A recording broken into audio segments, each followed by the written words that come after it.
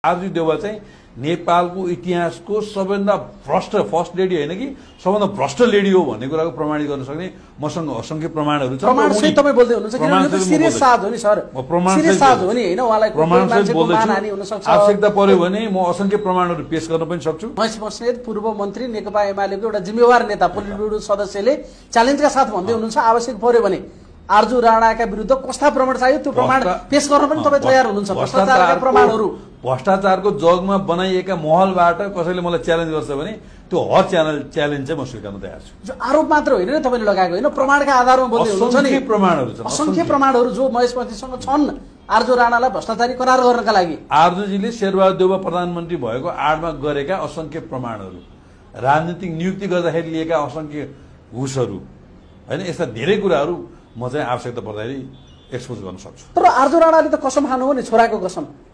किन खान्छन् त छोराको कसम? त्यो मैले गरेकै छैन भन्ने प्रमाणित गर्न खोज्दै हुनुहुन्छ नि त उहाँले त। गल्ती भयो त कसम खानु भयो नि। तपाईले मलाई 20 करोड दिए पनि म छोराछोरी कसम त खान्न नि त। छोराछोरी बाउआमाको कसम खान्छ कसैले?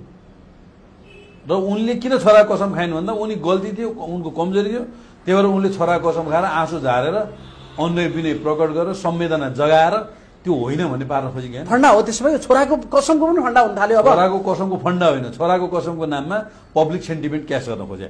सकिन्छ त भने छोराको कसम खान सकिन्छ त त्यतिकै। अनि उनले त्यो गरेकै छैन, नगरेको कारणले उहाँले छोराको कसम खान सक्नु भयो होला नि त। कति कन्फिडेन्टली बोल्नु भएको छ, स्पष्ट बोल्नु भएको छ। होइन, उनले तीनटा संवेदना क्याश गर्न खोजिन्। एउटा पार्टी भित्रको गुटबन्दीका कारणले मलाई फसाउन खोजे, म चाहिँ ठुलो नेता श्रीमती घनाले मैले लबिङ गरेको कुराले भन्ने एउटा सेन्टिमेन्ट त्यो क्याश गर्न खोजिन् उनले दोस्रो सेन्टिमेन्ट के क्याश गर्न खोजिन् भने म महिला भएको हुनाले म माथि यो खालको गम्भीर आरोप लाग्यो, महिला भएर यो धरतीमा राजनीति गर्न हुँदछ भनेर लैङ्गिक ढङ्गले उनले त्यसको चाहिँ सेन्टिमेन्ट लिन खोजिन्।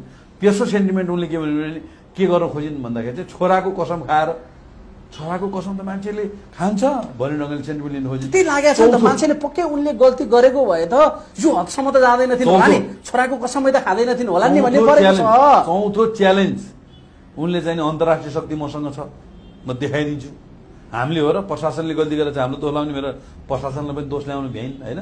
तर म के दाबी गर्न सक्छु भने आरजु देउवा नेपालको राजनीतिमा सबभन्दा भ्रष्ट लेडी हुन् र उनका भ्रष्टाचारका असंख्य फाइलहरू छन्।